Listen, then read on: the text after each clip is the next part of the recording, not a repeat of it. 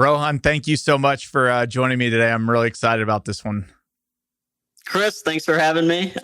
Big fan of the podcast and what you've done with it. So super excited to be here. Yeah, no, I'm a fan of you. Well, let's just get started with a little bit about kind of your background growing up and kind of what brought you to what you're doing today in real estate. Yeah, absolutely. So, I grew up in a small town in Michigan called Rochester, Michigan. As a younger kid, your assumption is living in a small town, you kind of go to school, get a job at one of the 3 auto manufacturers and kind of just live your life in Michigan. But I had this opportunity when I was at college to go get this internship at GE. So I moved down to Atlanta, Georgia. It was really my first time kind of being on my own, right? Without a lot of my childhood friends, family, that kind of stuff. And just this world of opportunity opened up to me. And it was exciting, great opportunity. After college, I went to then go continue to work at GE, went through some of their finance training programs, was able to travel the world, go on to some more accelerated training programs, executive training programs, these kinds of things that helped build up foundational skills, and got to work on some pretty interesting projects and finance operations, strategy, so on and so forth. After some time, I moved out to Silicon Valley. I went to go work at Facebook. Again, same types of roles that I was working on, a variety of these finance, operations, strategic type roles. And then one thing happened, which kind of like built up to this. So, I was meeting a lot of people out there, making a lot of friends. Everyone seemed to be like a founder that I was meeting or working on these cool ideas. And I started getting this nagging feeling that, there's no difference between us. We're kind of just the same. They just took action on their ideas. And I have all these ideas, like, why am I not taking action? And so, it's kind of building up. And I remember one day at Facebook, that's open seating. I sat near the HR team, and the rankings on Glassdoor or some other publication came out that, Facebook is the number one place to work. And the HR team was celebrating and they were super excited. And I had this like very surreal moment where I was like, oh man, if this is the number one place to work, like there's no other place I can go work. And so in that moment, I was pretty much like, okay, now is the time. I have to leave. And so I tried a variety of things. I did everything from I wanted to go open up or be a Domino's franchisee, Domino's Pizza. So I went and worked in a store for a couple of days. I said, maybe I'll become a software engineer. I went to go look at some of the coding boot camps. But through a variety of that exploration process, the last thing I landed on was real estate investing. I had a little bit of experience in it, in real estate dispositions for my and acquisitions for my corporate roles. The business was very, not easy, but simple to understand, right? There's an asset, you value it based on a multiple of the net operating income or the cash flow that it's generating. And then I just looked at it as, I had been investing in stocks since I was like 13. This is a great opportunity for me to go into another asset class that I have a simple understanding of. And so I did that. 2 of my friends had been doing real estate private equity for a little bit over a decade. And I partnered with them. We decided to kind of scale and grow that company a little bit more than than they were growing it. And that's where we've brought the firm to today. We built a real estate private equity firm in the multifamily niche, really focusing on Class B assets in Florida and Texas, 100 unit to 500 unit apartment complexes. And that's what we continue to do, which is acquire, manage, and then ultimately, either hold or sell these multifamily assets in these growth markets. All right. So 2 things before we get into that. The first is before real estate. I just, in going through our notes, you had kind of said that you had this kind of chief of staff support role that you worked on with executives. And there's a lot of founders and executives that listen to this podcast. Can you just dive a little bit more into like what a chief of staff role kind of looked like in your world and kind of a little more detail on what you were doing there? I think it's a fascinating position that's not talked about enough. Yeah, absolutely. There's a variety of chief of staff roles today. I think they become a little bit more popular over time. But, for me, I think the prime example and the best way to use a chief of staff is as an executive, you have so much on your plate, But ultimately, there's a kind of few priorities that you want to be pushed through, right? And a lot of your work is really just leading, managing, and delegating. And oftentimes that can be very uncomfortable because you're not the one that's actually doing the work, right? You're kind of driving the vision forward, making sure that people are on track and executing. But you're also reporting up to a higher level executive or a CEO or something like that. The chief of staff is really there to be able to help you as an executive push all of your priorities forward, build metrics, build dashboards, check in with teams and get the pulse of how things are going, what is off track.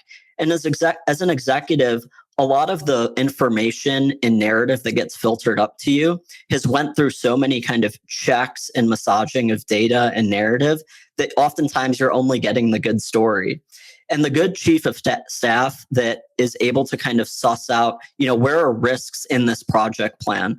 What is going wrong that's not being communicated is the chief of staff that is invaluable to an executive.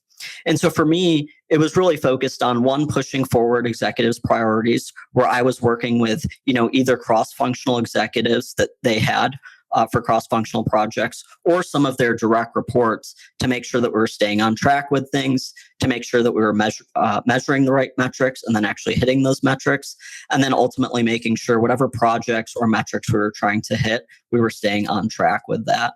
Outside of that, from a personal perspective as a chief of staff, it really helps you understand how does an executive think? How does a great executive think? How does an average, how does a below average one think? And you're able to learn from each of those types of people what not to do as well as what to do. And you really just learn all of these kind of leadership skills, delegation, managing people, that kind of stuff. And so, for me, it was a great experience because I was young, I was really fresh, didn't know a lot, and I was able to develop all of these analytical, kind of leadership and kind of just managing skills at a relatively early age because I was a young kid, working with people that had 20 or 30 years of experience. All right, I have to ask the magic question then. What and you can give me the high level answer. What makes a great executive and what makes a poor executive? For me, there's a variety of factors, but I think it all comes down to leadership. And this is something that I've really had to learn the hard way. And leadership is kind of a vague term, but for me, it's how do you get the most out of people in the unique way that they can achieve their potential, right? Oftentimes, I do this myself where I talk a lot about how, if you're not happy in your W-2 job, then you can be an entrepreneur. You can kind of, build wealth, have freedom over your time, eventually, all of these kinds of things. But for most people, actually a job is right for them, right? And so the great executives are the ones that are able to kind of flex their style to their direct reports. Or if there's cross-functional executives, being able to persuade and influence them to do things that will ultimately be better, for the overall organization. And so that's the people that I have seen really succeed. And so it's people that are able to persuade and influence others, whether that's their direct reports or their peers and colleagues, but in a way that is unique to everybody, unique to various individuals because everybody is so different. And I've seen every type of different style, some people that are extremely nice to others, some people that are fair, some people that are extremely tough. And so I don't think there's one right way to do it. You kind of got to flex, but then you have to be unique to kind of, what is your personal style? Okay. That was awesome. Thank you for sharing that. That's really the first time I've riffed on that on this podcast. Okay. And then before you got into real estate, you went and worked kind of for a mentor, correct? Or you kind of shepherded somebody for a little bit. And I think this is something we've talked about on Twitter a lot for how people can get in, but speak just for a few minutes on that experience and kind of what finally gave you the full confidence to go, all right, I know what I'm doing. I'm going to go do this on my own. Yeah, absolutely. So, I think this is one thing that certainly helped me and helped accelerate things a little bit was my initial, thesis was I was going to go buy houses in college towns and, build up a portfolio that way. And someone I had talked to had said, I kind of tried that where I was buying rather single family houses, duplex, these kinds of things. And it's taken me a little bit of time to kind of build, the cash flow of the business I wanted to. And so I started going for larger multifamily. So I said, okay, my background is in finance, operations, being able to model things. What if I just partnered with somebody or went under someone and did kind of a mini apprenticeship that needed that type of help, right? And I knew underwriting, it takes a little bit of time, takes a lot of effort.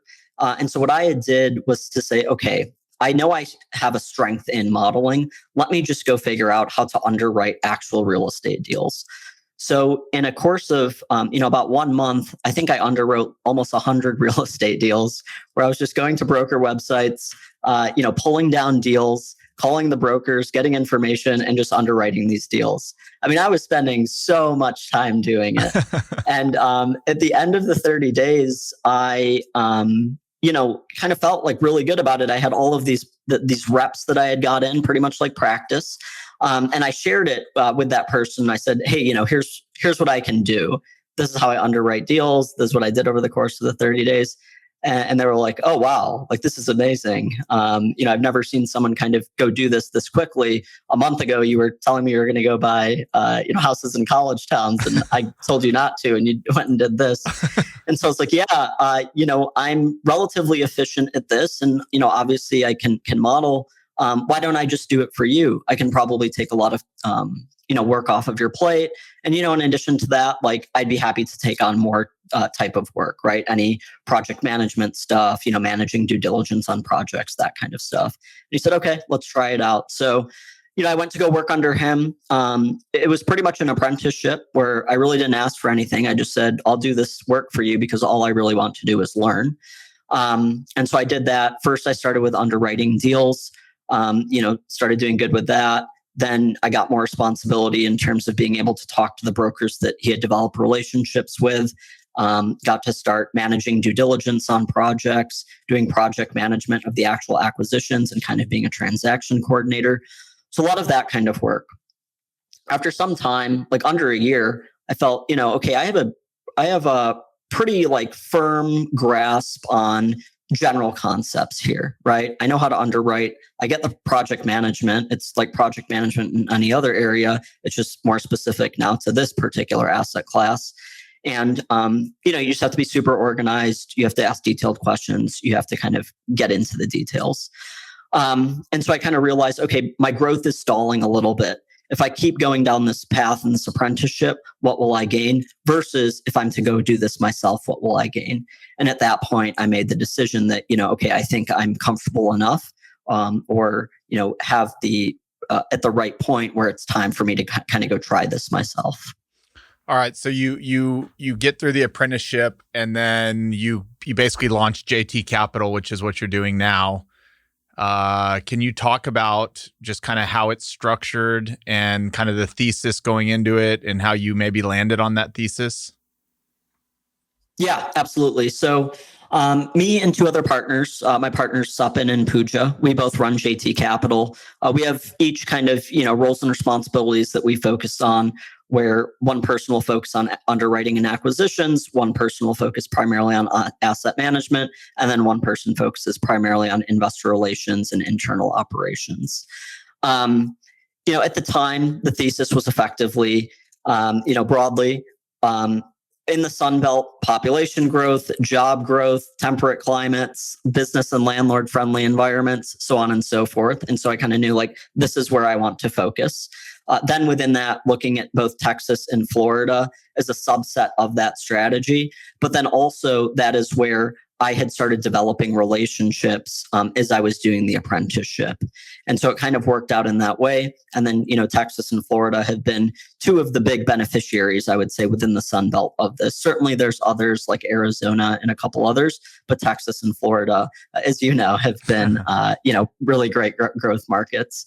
And so our thesis has pretty much been, we like going into these tier 2 markets that have good population growth, job growth, so on and so forth. Drilling into that, what we looked at was these Class B assets, multifamily apartment complexes that were built between 1980 and 2010 typically, had been taken, good care of, but certainly had some deferred maintenance that need to be fixed up. And then probably hadn't been renovated in maybe a decade or so. And so what we look for then is these apartments in certain neighborhoods that have below market rents, and there's opportunity for us to be able to maximize NOI there, usually through interior unit renovations, through light to medium value add projects, fixing up deferred maintenance, and then lastly putting in high quality property management. And so we have a property management partner in Bell Partners that manages our entire portfolio, that has been around for 45 years and has great resources, talent, processes, so on and so forth, that allows us to be able to effectively execute our business plan with a trusted partner. And is most of the value add that y'all do, does it come in one form, like it's always unit upgrades, or is it sometimes amenity upgrades or common area, or is it usually kind of under the same kind of thesis in each property of how you'll achieve kind of more value?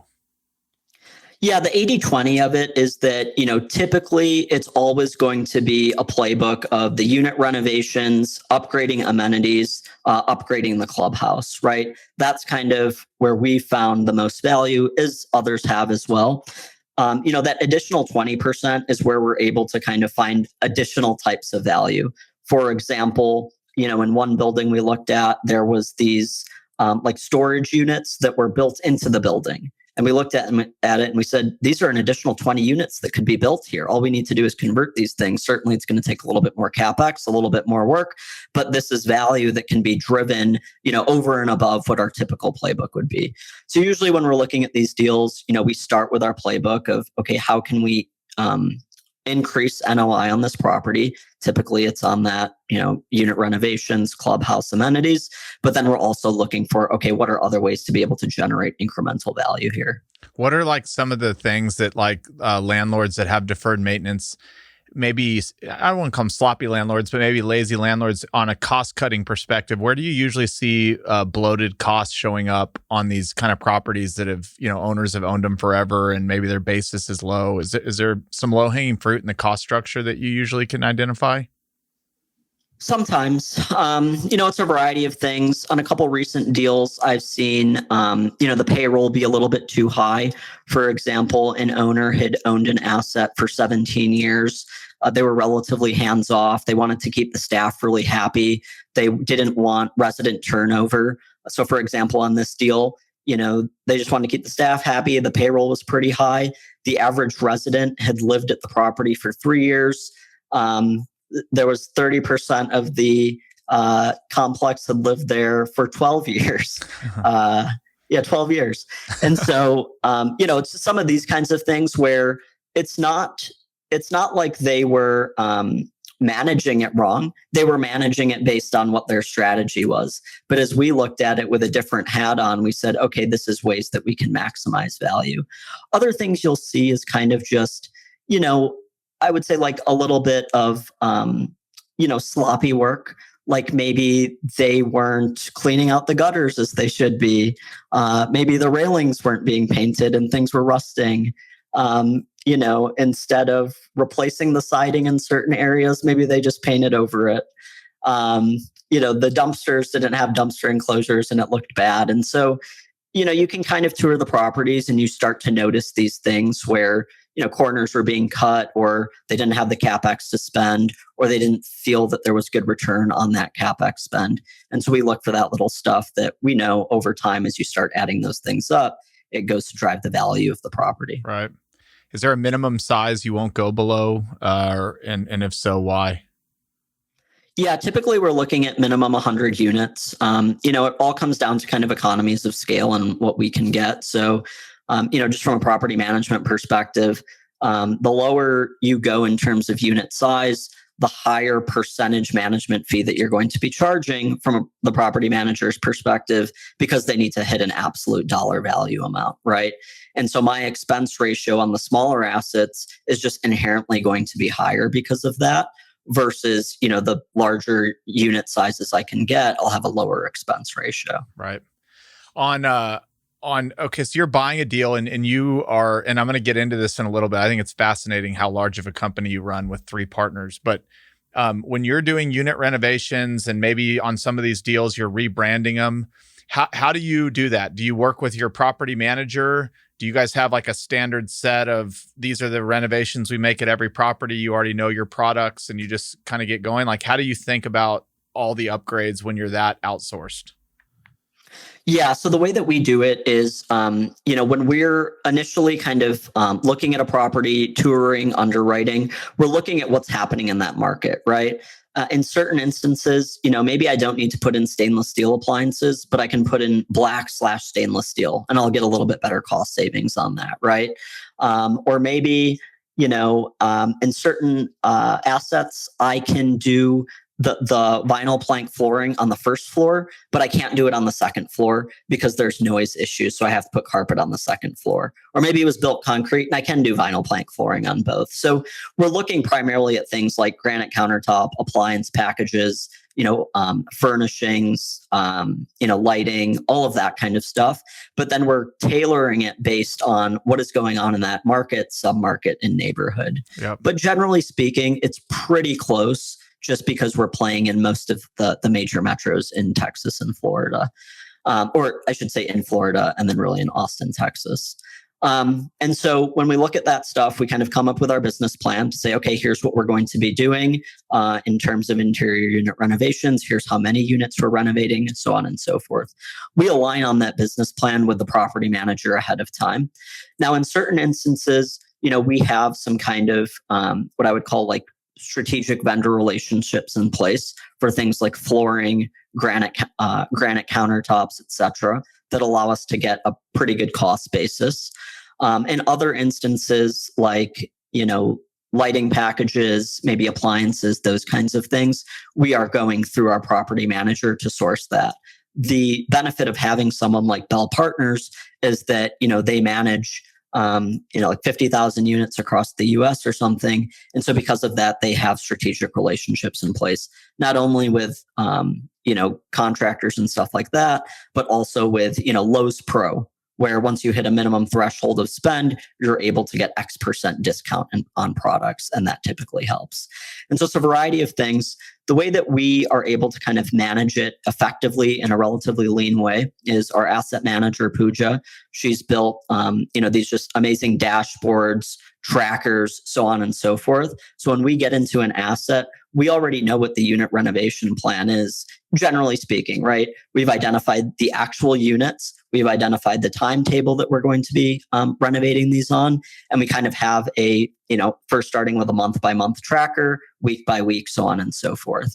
And, as things come up, there might be a delay, someone didn't show up and now things get delayed by a couple of days and it staggers. We just make sure that gets updated. And then she has the weekly calls with, both the regional and then as well as the property manager. So that helps kind of just stay in sync and on track. You have delays too sometimes? Yeah, that's the beauty of working in the world of atoms and not bits is that you have to work with a lot of people. Yeah. And because of that, you have to deal with the people problems. Yeah. When y'all are renovating, is your plan to always renovate all units, or are you kind of saying, hey, let's get through 50% and leave a bite at the apple maybe for the next owner, or is it kind of a case-by-case basis? Yeah, it is case by case. It's a couple things is related to what you said. So some of it is, let's renovate units X%, 25, 50%, whatever. And then we've proven out to the next potential buyer, hey, we've renovated 50% of the property. These are the rents that we've been able to achieve. Now you can go finish that business plan on the rest of the 50% of the units. More often than not, though, it also comes down to kind of, what makes sense from a numbers perspective. If I got to throw in, $10,000 a unit on a 200 unit property, if I got to raise $2 million of CapEx because I want to do the entire property, that might make the numbers not look so good, right? Because I have to raise all of that as equity. Or, sometimes we're able to finance that, with debt, maybe if it's a bridge lender or something like that. And so, it comes down to both, what do the numbers look like? What is the time frame that we want to execute this business plan? And then certainly, what is our story going to be on the exit? What is your asset manager? What is she looking to achieve on her calls? And maybe break it into two scenarios. One during kind of a lease-up renovation stage? And then once you're kind of stabilized in your plan, what is she looking for then? Yeah. The weekly calls are interesting because I kind of look at them as just one touch point to show that the owner is involved in the management and the operations of the asset. So you got to remember, as an owner, this is your baby. This is your money on the line. Like, this is yours, right? And oftentimes, if you're not involved, things can happen where, maybe the effectiveness or the value that could be derived from the property is not there because, we get a little bit comfortable, right? It's just a natural human tendency. But typically, on asset takeover, from an asset manager perspective, she's mostly focused on, how are we going to start kicking off these renovations as quickly as possible, and then making sure that our marketing pipeline is working well, so we have the right type of resident demographic coming into the office that is effectively going to lease these properties. So in the very beginning, we're managing expenses, we're making sure that, the expense ratio is in line and everything like that. But really, if I was to focus on the one thing that matters, it's always those unit renovations. How quickly are we turning them, and what are we renting those at? As an example, a property in Austin right now, that has been our main focus, right? The only thing that we're focused on is how quickly are we renovating units? Is the quality of work being done well? And then what are we renting those at? Just based on where rent growth has been today in these tier 2 markets this year, and broadly speaking across the US, it's been amazing because probably there was a little bit of slack in the system from COVID, right? So relative to 2019, but we've just seen amazing rent growth this year. After this, kind of lease up period and doing the renovations and everything like that. After that, it's just kind of, let's just manage this property effectively. On our renewals, let's continue to get healthy kind of rent increase based on whatever the market is doing, whatever our comps are doing, so on and so forth. 2, let's continue to manage expenses, make sure nothing gets out of line. But ultimately, after stabilization, things get a little bit easier because you can go refi, you're able to return capital back to investors and yourself. And then lastly, you're just kind of making sure that nothing is going wrong on the property. How quickly are you trying to make a unit turnover? In a week, 10 days, a month? Yeah, we don't want it to ever go past 10 days for the most part with our playbook, right? Because a lot of what we're doing is we're going in, replacing countertops from, maybe laminate to granite, depending on the condition of the cabinets, maybe fixing those up a little bit, replacing carpet with vinyl plank flooring, or in certain cases, just replacing carpet only. In certain cases, painting the walls, doing lighting fixtures, that kind of stuff. So if you have your vendors all set up, you have good timetables, and you don't have delays, that stuff shouldn't take longer than like 5 days max. But oftentimes, things come up. And so we like to manage it to no more than 10 days. That also allows you to, not have a lot of vacancy. If you can pre-lease the unit, amazing, right? Because okay, I've already pre-leased this at a certain rental price. If you can't, then, okay, you're going to have a little bit of vacancy for longer than you may like. Are a lot of the tenants, let's just say I was a tenant in a unit that actually needed to be renovated. Is the first discussion with me, hey, we really want to renovate this unit. Do you want to move out for a little bit and then move back in? Or can you do the renovation while they're there? Or do they leave altogether? Like, how do those units come available? And what's the discussion with the tenant that might already be there? Yeah. So if someone is, looking, so to step back, the way that we run the process is, when a renewal is coming up and we've identified that unit is going to be renovated, we'll propose the increase to the resident, say, hey, your lease is about to expire. We're planning on renovating this unit. Here's what we're going to do to the unit. The updated price is, X dollars if this is something that you're interested in renewing at. In some cases, the resident will say, no, I don't want that. Is there anywhere else I can live on the property that has a lower rental rate? And we'll accommodate that.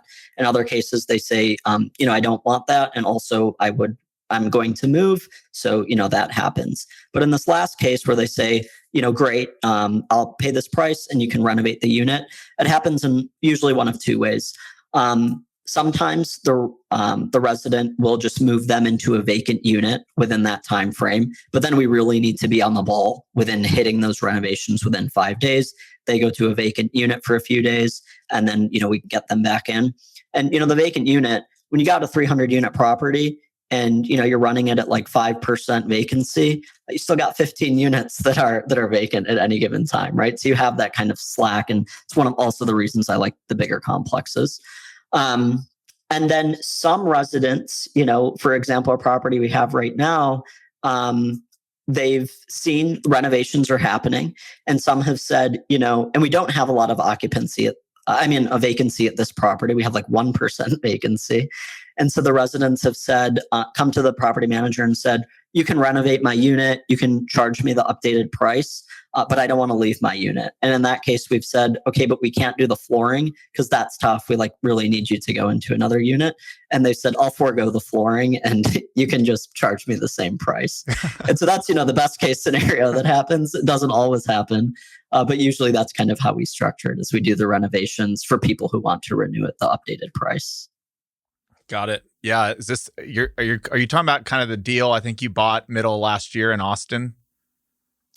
So that one, we're getting really good increases. Most of those we're moving people into vacant units, doing the renovation. But for people that want to stay, in most cases, actually, we are running a pretty healthy marketing pipeline. So we're getting new residents, because this is an area that we bought that had well below market rents, and we saw the growth of this area. But the story I was just referring to is a deal in Florida that we did where, again, well below market rents, and the resident base has actually been really good. So we want to keep them, and we know that they are okay with some of the higher rental increases just based on what's going on in that market. All right. Pretend I just showed up from Mars. What is the reasons why you like Texas and Florida in a nutshell? It's a few things, and it's nothing crazy. It's a very simple type of investment thesis that we talked about broadly in the Sun Belt, which is, first, the job growth. You have significant job growth here, which always leads to population growth. When you look at places like, Austin, it's very evident, right? You have this Tesla gigafactory that's going up. You have Tesla employees moving here, SpaceX employees moving here. Certain companies are like Oracle, had a campus here. Then they said they're moving here, and really all they did was they just moved their kind of like tax HQ here. But still, that news is good. Just hearing that news, right? And so you have a lot of kind of development that's happened over here over time. And so I really like Austin in particular. In Texas, as you know, really business friendly, landlord friendly. I think a lot of what the states, if they haven't some realize it, some maybe do realize it, but aren't willing to take action. But all of the states are in competition with each other for citizens. And you have to be willing to be able to attract the right type of citizen you want. And you do that by attracting the right type of companies you want. I think Texas and Florida have both done a really good job at that. Outside of the job growth and the population growth, it's, these no state income taxes, is obviously great as an owner of asset or even as an employee. And then lastly, I think it's just, in most instances, the ability for a lot of these places to be landlord friendly, right? In certain cities, it may not be the case, but generally speaking, in most cases, it is. And so that allows a landlord to be able to do business relatively easily versus if you're in certain states on, the coastal areas where you have rent control protections in place, or really strong rent control regulations. You have, really good resident protections in place, which can be great, but also can be really unfair. And for me, setting aside all of that stuff, it's just, how do I put myself in the best position to be able to win the game that we're playing? And I believe in Texas and Florida, you have a lot of those great tailwinds. To all of our coastal landlord friends, my heart goes out to you. You guys have a lot more patience than I do. Right. All right. I want to spend a few minutes. I just think it's super cool how you have set up. You have 3 partners. Y'all have bought almost $500 million, but you've kept really lean. And when we've had our chats, you've talked about virtual assistants and integrations and dashboards and just a lot of outsourcing and a lot of automation. So I know it's a loaded question, but can we talk about some of the cool things that you've done there and how you've been able to, grow without growing headcount and keeping overhead low? Like how you use VAs and what softwares you're using, and if you could give us a peek behind the curtain at how you've thought about setting those up, I think I'd love it. Yeah, absolutely. So, from the very early days, and just kind of working in tech, I realized like there's all of this opportunity to not create a company that has too many employees, because there's a way to do this where you can kind of automate, delegate, standardize processes, so on and so forth, right? And so what we did from the very beginning is we started looking at, kind of every task that we do. How does it look like if it's on an org chart? Who would this task sit below, right? And we kind of just built it from the bottoms up, where any task that we would occur, we would ask ourselves, can this be automated? Yes or no? And if yes, great, let's automate it. If no, then what portion of it can be automated or delegated? And through that playbook, we've just done it in this bottoms up process where every task is either automated or delegated. On the delegation front, we structured it in kind of two ways. One, a personal assistant who can kind of do things that are more, you need location dependency. And then two, a variety of virtual assistants that work on different tasks. And so everything from asset management to investor relations to acquisitions, we have some portion of either automation or delegation. From an acquisitions perspective, is a real estate investor, you're looking at deals like a significant portion of your time, right? Those deals primarily come in through your inbox. There's no reason for an investor or an owner to be going to your email, clicking the email, downloading the documents, doing all of this stuff. But rather, these are all steps that can be that are repeatable and can be delegated to a virtual assistant. So we have a virtual assistant that goes to the email every morning, identifies all of the deals, pulls all the documents, puts them in our centralized folders and Dropbox, populates our deal flow tracker. So when you wake up in the morning, Supin, who handles our acquisitions and underwriting, does not need to go filter through his emails and look all the deals. He simply goes to the deal flow tracker, sees what's come in this morning, and then kind of goes through those. In some instances, it's not always like that. You might have an off-market deal. The broker emails you, you're going to get on the call and stuff like that. But, this automates or delegates a significant portion of it. From an asset management perspective, again, you don't need to be going through the reports that get emailed to you, downloading them, putting them in a folder, all of these kinds of administrative things, but rather two things. One, those can either be automated through some of the property management software that's used, like Yardi dashboards and stuff like that. Or two, any of the reporting can be downloaded and kind of viewed in just a consistent basis. Like the way that I think about work sometimes is, I have a specific outcome or goal in mind, right? What is the occupancy of my portfolio? I don't want to start finding like different files, doing calculations and stuff like that. I just want to go to one spot where I know that the answer is. And we're able to do that through this automation and delegation. And then lastly, from an investor relations perspective, we've set up the process. It should be pretty standardized on every deal, right? You get a deal, a deck needs, you get under contract, a deck needs to get put together, an email needs to go out to all of the investors in the CRM, that you've developed pre-existing relationships with. The commitments need to come in, the DocuSigns need to be signed, so on and so forth. And so all of that is, again, either automated or delegated using things like, Zapier, which will allow you to kind of connect different platforms, VAs, which effectively need to just change, certain words in the email template and send it out. And then, there's certain things which we'll never give up, like access to bank accounts and that kind of stuff.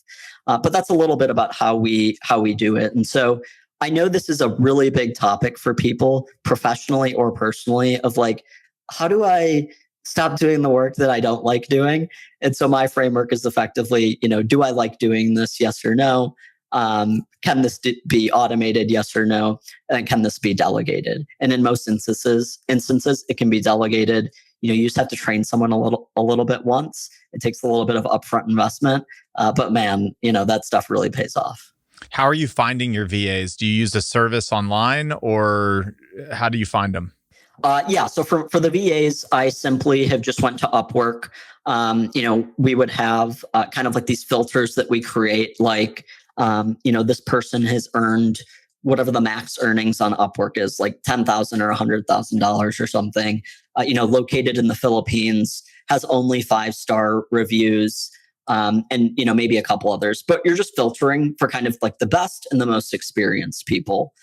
Then from there, what I'm doing is, reaching out to those people proactively. It'll be a long list of people. Hey, here's the job I posted. If you're interested, here's the details, and click here to kind of book time on the Calendly. And to step back 1 second, the beauty of all this now is whenever we want to go hire another virtual assistant, we're not even doing this work. The VA that we have on staff is posting all this stuff. And so, it's a way of thinking of like, hey, I can delegate all this. And so we do that. And then, what happens is that you'll get a bunch of interviews scheduled over a variety of days that you block off. Some percent are just not going to show up to the interview, so immediately eliminated. Some percent will kind of, not pass the interview questions that you've had. And then some, like a smaller portion, will be the right people for you. And so you kind of make sure, they have the right internet connection and they can work the right hours and all of that kind of stuff. And then from there, you kind of bring them on, 60 to 90 day kind of test period. And then you can bring on a couple or however you want to do it. And then, you keep the one that does really well. How many do y'all have as an organization? Right now we probably have 6, I think. And do they know each other? Do they all know each other? Yeah. So we kind of do everything out of, Notion for tracking. We have a Slack channel so they can kind of stay in contact with us, and if they need to talk to each other for whatever reason. And it's not only for business stuff, right, and running the firm, but each of us individually also use them for personal tasks. Yep. Okay. And how long is and once they make it through 90 days, is the turnover relatively high, or once they've kind of made it through, these are folks that have been with you for years, or like what do you expect from a VA from like term wise? Yeah. So on average, I've seen it be about, 2 to 2.5 years is how long the VA will stay with you. Things happen. They want to go find another job. Maybe they've up-leveled their skills a lot. Maybe, they're kind of just like the hours don't work for them anymore. Maybe they want to take on multiple jobs, just anything really like that. And so, you got to make sure like throughout the whole time, you are kind of incentivizing them a little bit. When something goes really well, like they responded to an email, like in the best way possible that like you would have responded, you got to give them a bonus of like 4 to 5x what you would pay them hourly. Right. And it's okay because there's this cost arbitrage between the US, cost of living and market rates for assistance versus what the cost is in Philippines. So if you're paying 4x, because they did something really great, it's the amount might not be so meaningful to you, but for them, it's really meaningful, right? You just gave them an additional half day of work. And so doing those kinds of things, even just like positive reinforcement and putting it in the channel for like all of the VAs to see, Eugene did a really great job here. Just want to show everybody an example of it, right? That kind of stuff can be exciting. So even, on this leadership side, it's even applies to that, right? Everybody is human. You got to treat them with respect. Make sure that they're happy and everything like that. And as you do that, they'll continue to stay with you. In the beginning, it's tough, right? They might not be following the exact directions you want. Maybe you need to be a better communicator and clear in your directions. But over time, like they get to know how to work with you. They know how you communicate. And there's this amazing compounding effect. Yeah. If anybody listening, if they follow Rohun on Twitter, he wrote an incredible thread on hiring VAs and the importance. And what was the threshold you said? Anybody should think about hiring one if you're at like a certain point in your career. What was kind of the threshold that you set? Yeah, I said 100K, arbitrarily, because that seems to be the good, level for a knowledge worker to, or like a white collar worker to be able to kind of outsource a lot of the administrative tasks they're doing. But, who knows? Maybe if I just got out of college and I had a decent paying job, I might go get that. And I think companies should be doing this, and they may be in the future. Who knows? But you can really unlock so much, just value and time and potential by being able to outsource a lot of or automate, some of these administrative type of tasks. All right, two more questions on automation. As it relates to the VAs in the Philippines, are they very fluent in English and can write emails like an American citizen, or is that where you're really having to draft kind of more templates so that they can't get too far out of range? They're pretty good, generally speaking, as you go through your interview process, right? So ultimately, the ones that you pick are the ones that you want to be able to have good written communication skills, right? So they can kind of do that. The templates is mostly for certain processes where everything should kind of be the same, generally speaking. For example, in a deal, a deal email that we send out to investors, it's going to have an overview section. It's going to have some deal highlights, projected returns, that kind of stuff. Now, I need to write all of that out because it changes on everything, but they have the general template of how the email actually gets structured. And then they do the work I just need to write it in Google Docs or Notion, and then they just kind of simply copy and paste it in, our system that sends out all of the emails to the investors. They do the formatting based on the template and so on and so forth. All right. And then my last question, can you just maybe speak to one connection that you've made through Zapier that the audience would find interesting? I think this is, obviously it's where the world's headed, and I find it so fascinating. So what's like some cool automation that you've done? Yeah. So I can give a couple examples. So one is, when you're sending out a investor email for, let's say, like raising commitments or something like that. Hey, we have this deal. If you want to invest, fill out this form with your information. Typically what we'll do is, like a type form, which same thing as like a Google form. People can fill that out, and then, you have all of their information. Usually you are the simple mindset is, okay, people are going to fill this out. I'm going to go check this type form and, I'll see the responses. But what if you can have all of that consolidated into one area, right? So that goes to just our Google Sheets where we're tracking stuff, right? Then in addition to that, we have kind of like a Slack thing where, anytime that commitment comes in after you send an email, it says, John Smith has committed $1 million, right? And like these fire emojis. And then once we've hit our goal, great, And so you kind of, have these things. So that's cool, and also consolidates things. But then on top of that, what we do is, for example, when someone signs the DocuSign, that also flows to that Google Sheet. And then we have, formulas that are in the Google Sheet from the people who filled out the type form that says, now this person has signed the DocuForm and, all the steps are complete. Right now, all that needs to happen is the automated email goes to them to say, hey, here's the information for the wire, so on and so forth. And so that's a cool one where it's like at the very beginning of the process, you need to gather information. It goes into a consolidated ledger spreadsheet. Then the next step of the process, that most of these people are going to need to sign the DocuSign. They sign the DocuSign. You don't need to go somewhere else. It just automatically gets populated in your one centralized location. And then once that happens, that check has happened, then the automated email goes to the person for, signing the, to get the information for the wire. All right. We're going to get into some personal stuff. You just have some fascinating stories that we talked about. But before I want to end the real estate discussion real quick on how do you capitalize deals going in? And then what are you looking to get to kind of on a recap or a sale? And then on that capitalization, like, are you raising deal by deal? Is it a fund? Who are you raising from? All that good stuff. Yeah, absolutely. So we raise on a deal by deal basis, right? Just SPVs. We say, here's the asset that we've identified, below market rents. This is our business plan, our strategy, so on and so forth. And we send out the deal to our investors, and they commit and wire over money. Our investor base, started with kind of just, friends and family, like Indian uncles that own businesses, came here a long time ago, those kinds of people. And then it really just grew through word of mouth, right? You execute and generate returns for one person, they're going to go tell 5 of their friends, and it grows exponentially. And over time, we've been able to, grow that investor base, and through that, been able to meet, a few families that, have like a little bit higher net worths, and then they've been able to kind of continue to accelerate the investor capital that we've been able to raise. So we do that.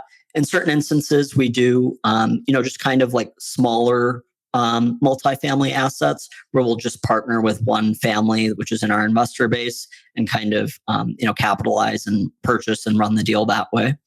Our structure is typically paying, a preferred rate of return, and then some type of carry over and above that return. When we go into the asset, we're looking at, are we going to refi? Are we just going to, add value and exit, or kind of what is that strategy going to be? In today's market, a lot of what we're, historically, what we're looking to do is execute the business plan, increase the NOI, go refi that. Throughout that time, we've delivered cash flow to investors. And then also we're going to have a large, non-taxable event back to investors when we go refi. And then after that, we may sell the asset after some time, or we may hold it for a much longer period of time. And on the go in, are you usually getting a bridge loan of some type to get to a refi, or is that deal dependent? It's deal dependent. Historically, we had typically done agency financing, so Fannie or Freddie, and gotten good, kind of terms there.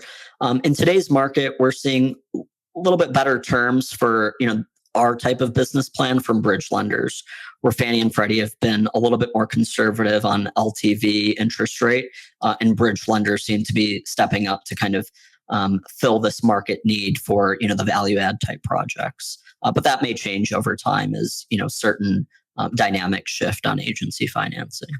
Okay. All right. Can you talk a little bit about Mark Zuckerberg sending you emails at 4 a.m. while you were working at Facebook? Yeah, certainly. So, I did a variety of roles at Facebook, but one of my roles was focused on kind of growing our trust and safety team. And so, Facebook, they'd grown pretty quickly, right? Their organization, which was focused on, content moderation on the platform and things like that, was pretty small relative to the size of the company, right? It was about $100 million or so. And, this company is generating billions of dollars in profit. And so just profit alone. And so things were, creeping up on the Facebook platform, like, more like hate speech on the Facebook news feed. And these issues are very prevalent today. Like, we know them, but, back then it wasn't so evident. It was kind of happening in different pockets. But then during this period of time, like, certain things happened, like, in Cleveland, someone like live streamed a murder, right? And I remember that particular issue. Zuck had to present at a conference the next morning, and it was primarily a developer-based conference, but he had to start off with, how Facebook is so sorry that this happened and everything like that. And so, he's pretty notorious for like waking up early, extremely hard worker, really thoughtful, but, got an email from him at 4 a.m., me and a couple others, which pretty much said, I know you're working on growing this organization, and, you're kind of doing it in this deliberate way, whatever.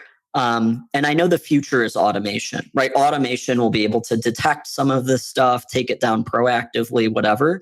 But right now we have a huge problem, and it needs to be fixed, and it needs to be fixed immediately. Spend whatever amount of money needs to be spent. And I expect to have a proposal in like 2 or 3 days. And so we were like, I wake up pretty early, but not that early. And I woke up to this email and I was like, oh my God, like, I'm going to get fired in maybe 3 days. And so, Facebook was known for kind of like these lockdowns. Whenever the company would have a really like huge priority, everyone would kind of put down everything else that they're working on, focus on this one thing. At the point I was there, it was kind of like a little bit more focused. Not the entire company needs to focus on this, but certainly our group needed to. And so we pretty much did a lockdown. We got in this war room. We decided, okay, what are the problems here? How would we fix these things as quickly as possible? And we put together a plan to be able to fix that, which is effectively, growing this organization. And now at that point, I think it would have been about like a $300 million budget, but growing the organization 5x over the course of a year, which encompassed hiring like 15,000 employees, not all full-time, mostly actually outsourced employees, opening up all of these offices across the globe that would house these outsourced locations, and then having the technology and the processes in place to be able to either proactively identify this content or take this down immediately as possible. And so, for months, like we were just working so hard, getting little sleep, but it was fascinating because you got to see the mind, the thought process, the relentless focus and execution on what matters from, one of, I believe, the greatest leaders in the world. And so that was just a fascinating experience that, started off where I was like, oh my God, what am I doing here? And then, moved into just this amazing type of opportunity when I look back on it. That's unbelievable. I mean, it's still one of the biggest issues facing humanity today is how we're going to, do we moderate content? How do we do it? What's fair? What's not? That's super cool. And going back to leadership, what made him such an amazing leader as you look back on it? I know he catches a lot of heat, both good and bad, but kind of the unfiltered version, who is Mark and why is he so special from your perspective? Yeah. It's a few things. I think, from a business perspective, great capital allocator. You look at the WhatsApp acquisition, the Instagram acquisition, the Oculus acquisition. Now people talk about things like, was the Instagram acquisition unfair? At the time, he bought it for $1 billion and people thought he was crazy, right? I thought it was crazy. And now that's the reason that the company is, one of the biggest growth drivers of the company, right? The Oculus acquisition back in the day was, what are we buying here? We're not buying a true business. And this week he said Oculus is pretty much the future of the company, right? We're creating the metaverse. And so I think it's pretty fascinating what they're working on. A lot of the projects that are in, I believe it was formerly called Building 8, but it's kind of their, moonshot factory, if you will, are just amazing projects. And so he's really kind of great capital allocator, forward thinking, has a vision of where the future is going. From a communications and decision-making perspective, he's quick with decision-making, right? That example I gave is one very clear indication of, hey, I'm willing to spend whatever needs to be done here. I don't care about what's going to happen to the margins. I care about the future success of this company for the long term. And then lastly, within that, he's just very thoughtful. When you see him on the interviews and in public, it's not... I really don't know what it is, but oftentimes he can seem kind of awkward and doesn't come off in the best way possible. But when in those weekly, because we do weekly Q&As with all of the employees, really down to earth, a thoughtful kind of person, explains a lot of the decisions with logic. And when you hear that from the inside, you can say, okay, the understanding and the logic of how he's coming up with decisions really makes sense. It's not coming from a place of malice or bad intent or anything like that. And then, lastly, which you never really see this, you don't see this in the weekly Q&As, you don't see it on live TV, but when you see some of those kind of emails that have been leaked, I mean, he's just a shark. When he wants to go get something, he's going to go get that thing, right? He's either going to acquire a business or he's going to figure out a way to build it and kind of try to, crush that business because there's a great market opportunity. And so he's just, I think, a shark when it comes to business. And, sometimes you don't see that in the public facing or even the internal discussions with the broad base of employees. Yeah, I love it. I think there's a Twitter handle called Tech Emails or something. I follow it that shows that. And maybe my favorite meme going on right now is the one, there's some guy that did a back and forth between him and Evan Spiegel, just kind of recreating it. I guess at the end, Evan's I'm not selling to you. And so it's him on the phone, telling the Facebook people, go create this right now. It's funny. Yeah, that's great. They're the speed of execution, decision-making, telling, being able to see opportunities and execute quickly is certainly something that sets him apart and has helped Facebook build this amazing company. Do you think he could be as successful, or anybody could be, like anybody that has a budget like what he has, where you can literally be like, I don't care how much money you spend to attack it, and you're generating billions? Is part of Facebook, and I guess, I mean, this is maybe just a really dumb question, but is part of the advantage is just how much capital they have to play with and make mistakes with, and just at any point in time can shoot the bazooka off and nobody can compete with it. Yeah. No, I don't think it's a bad question at all. Like, certain people could think that's actually a disadvantage because we have so much money that now we're going to be able to throw money at every problem. And maybe that's not the right way to solve it. Right. But the way that I think about their business is like, yes, they have this cash cow that gets, generated from the ads business. And, this happens now in tech with Amazon and stuff, but a lot of public company CEOs would say, great, like we're generating these returns, get it back to shareholders, right? But Zuck, Bezos, whoever, they've said, we're generating all of this cash and we know it's great now and it probably will be great for the medium and, portion of the long term. But we got to start thinking about how does this company survive for 100 years? So the bets we're taking today are the bets that we believe will pay off in, 15, 20, 30 years. And I believe that's what a lot of their focus is on, is they're spending a lot of, capital on these things that were like in Building 8, Oculus, that kind of stuff. And because of that, I think that's why if the bets pan out, which I believe they will, that's why there'll be a company that stays long for the long term and we won't look at it like as a social network, maybe as we look at it today, or an ads business. It may be a completely different business, which might be, the next computing platform that Facebook is actually powering. All right. This isn't financial advice. Is it still early to buy the stock, or don't buy the stock? Yeah, not financial advice, but I'll tell you this, that I have not sold my Facebook shares since I was, granted them. And I continue to buy. I think today, or, recently, Facebook is trading at maybe like 30x earnings and Shopify is trading at like 120x earnings. And so Facebook, 30x earnings, that might as well be what multifamily is trading at right now. And so I really like Facebook as an investment, but again, not financial advice. What do I really know? Take it with a grain of salt. All right. I got you for a little while longer. I'm really impressed by your background. You've been in tech. You did the work with GE and kind of that chief of staff role. And then you got into boring old real estate, which, so you just have this really great perspective, and your newsletter, you're really thoughtful. I know you like real estate. I know you like these things, but I know you're just a thinker. And so I figured I would just ask maybe a loaded question is like, what do you think about the world right now? What's kind of on your mind? What interests you right now? Yeah, for sure. The world is just absolutely fascinating right now. Like there is so much opportunity out there. And I'm a very positive, optimistic, glass half full person. I'm really into mindset and these kinds of things. And maybe I'm naive, but I just think there's opportunity for everybody out there to be able to do anything.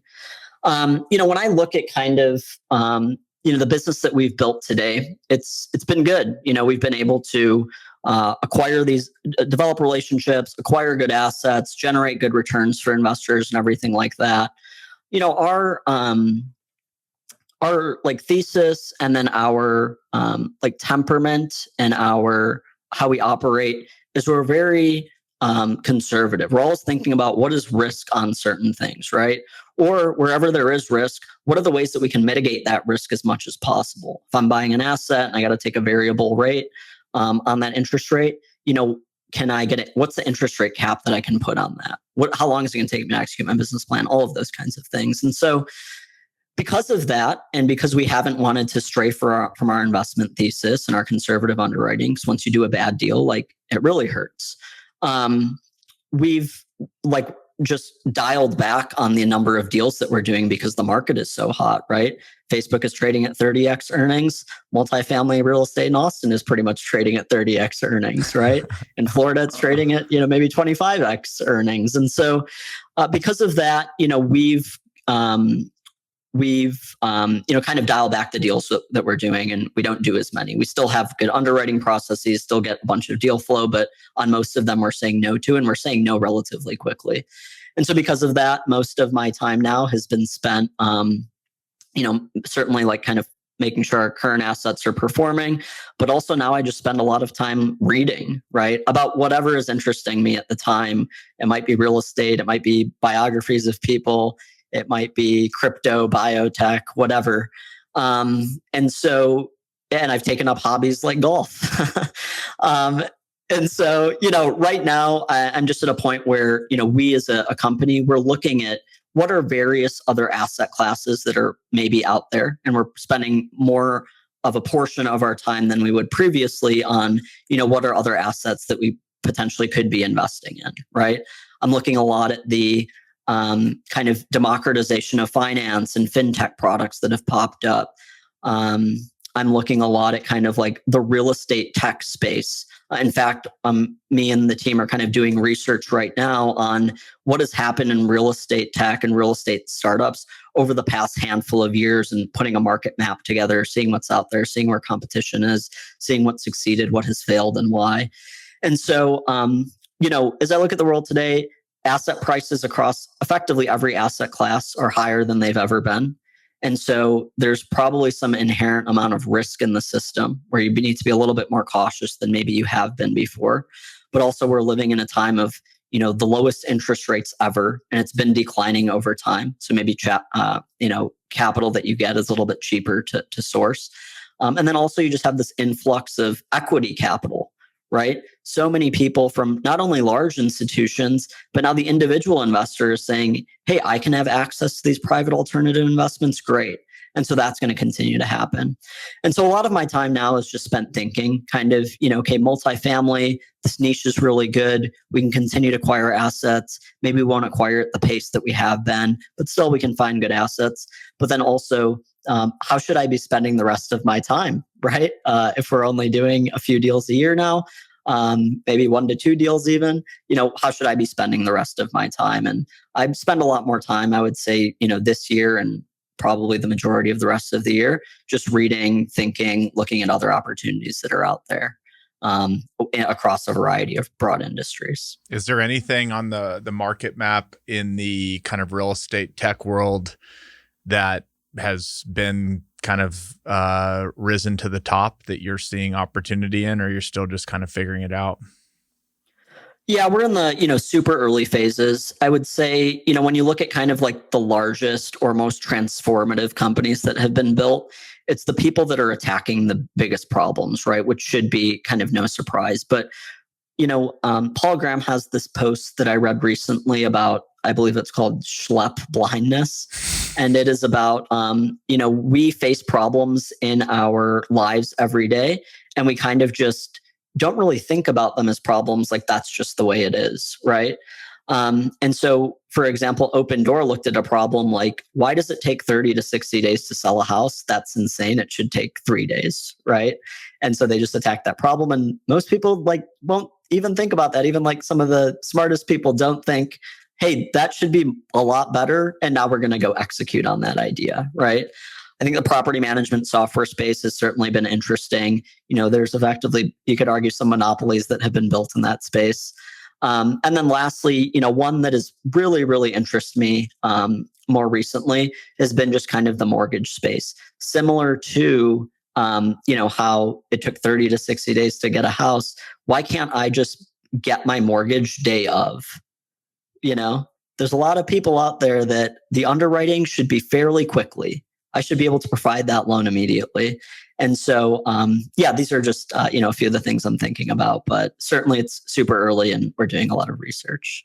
I'll add one to the list and we don't have to talk about it, but if any listeners want to think about it, it's crazy to me that there is not a global property management brand in the commercial space. So, there's like the CBREs and the JLLs of the world that are big and have property management, But it's just kind of interesting to me that there's not a dominant brand that, almost like a Four Seasons. When you walk in that building, there's just going to be a level of care and management that's just kind of, globally understood. I think and really the same as in residential too. I think there's a huge void in the marketplace for this like globally known property management brand.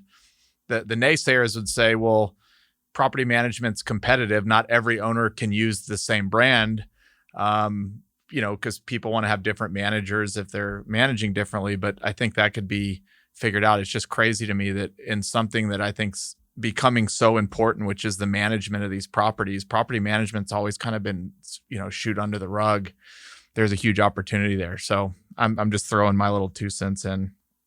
Yeah, I love that. I think you're exactly right. So, if anyone listening has great real estate tech startup ideas, reach out to me and Chris. Yeah. And, or if you know any companies right now that are interesting that I should be, making sure I'm including on the research that we're doing, that would be awesome as well. All right. I got a couple more and then we'll bring it home. You said you've been reading a lot. Is there anything that you've read this year, or maybe a couple things that other listeners should be thinking about reading? So a book I'm reading right now is called, it's a little bit more on the leadership side, but The Winner Within from Pat Riley. That one has been pretty good. Just about, he'll use his experiences of, the Lakers winning a championship, how they almost fell apart as a team during 81-82, and then kind of got it back together, and his perspective on leadership, which has been amazing. One I read earlier this year, which I believe was written in maybe like 2000s, was The Sovereign Individual. So that one has had a big impact on me of just, where society could potentially be going. I mean, they are talking about things like not exactly how crypto is played out, but in a certain way. But they're talking about how, effectively, institutions have lost trust, which is probably even worse today. How individuals can kind of command a greater share of what they're worth.